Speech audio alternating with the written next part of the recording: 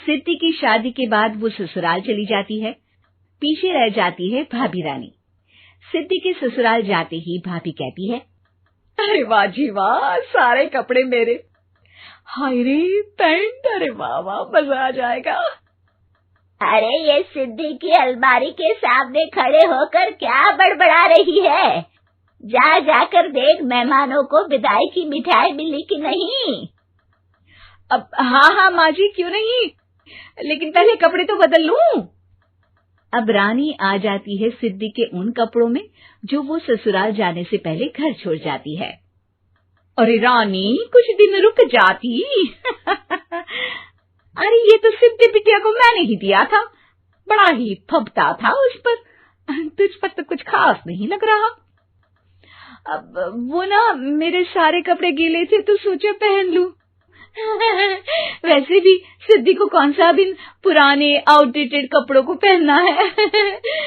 वैसे भी ये सूट तो मैंने तभी पहना था, वैसे खास है भी नहीं ये। हाँ ठीक है, लेकिन ना मेरी सिद्धि पर तो जमता था। सारे मेहमान चले जाते हैं और सिद्धि ससुराल से मायके पहली बार आती है।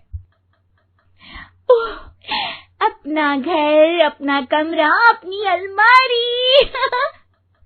ये बोलकर जैसे ही सिद्धि अलमारी खोलती है तो सामने उसके कपड़ों की जगह कुछ और ही रखा होता है। माँ, जरा कमरे में तो आना। सास और रानी वहां पहुंच जाते हैं। रानी ने पहनी होती है सिद्धि की जींस और टी शर्ट। अरे भाभी, ये क्या? ये तो मेरी बड़ी ही महंगी टी शर्ट है, इसे आपने घर में क्यों पहनी है? अरे बहुत मिलती है दीदी ये चौक की मार्केट में, 150 में।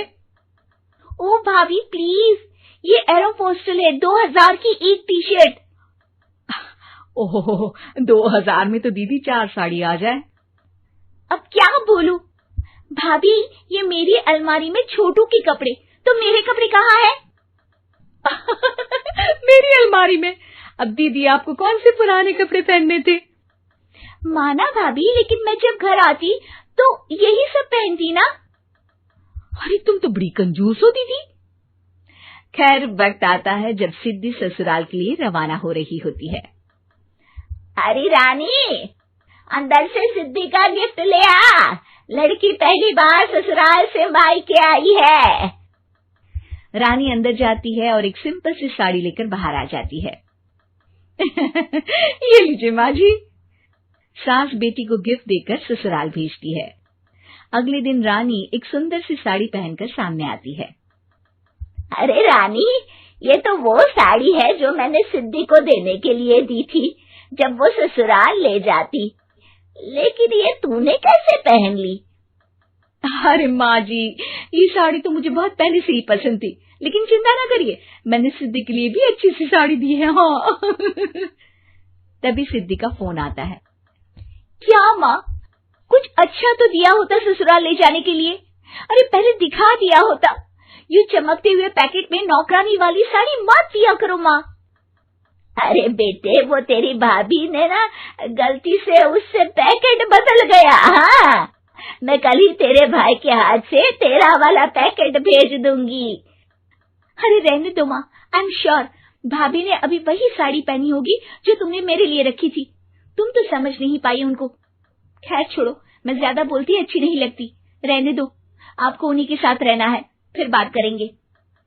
सास को रानी पर गुस्सा आ जाता है। वो उसके कमरे में जाती है जहाँ वो शादी का एल्बम देख रही होती है। रानी, मार्केट जाकर एक ऐसी ही साड़ी लेकर आ, कल प्रतीक जाकर सिद्धि के घर दे आएगा। अरे क्यों माँ जी, कितनी साड़ी देनी है दीदी को? यहाँ कोई सेल लगी है क्या?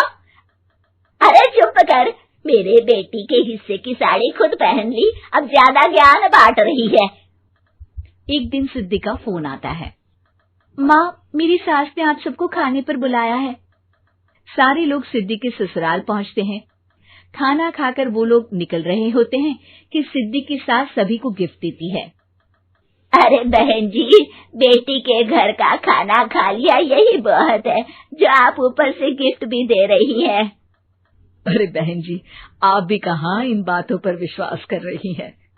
सास सभी को गिफ्ट देती है, लेकिन रानी को जो साड़ी देती है वो अजीब सी हरे रंग की लाल रंग के बड़ी छाप वाली होती है।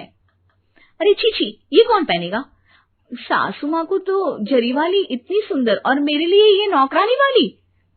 अरे भाभी, दरअसल मैं जब भी घर आती थी आप वापसी में ऐसी ही साड़ी देती थी ना, तो माँ ने सोचा कि आपको आपकी पसंद की ही साड़ी क्यों ना दी जाए।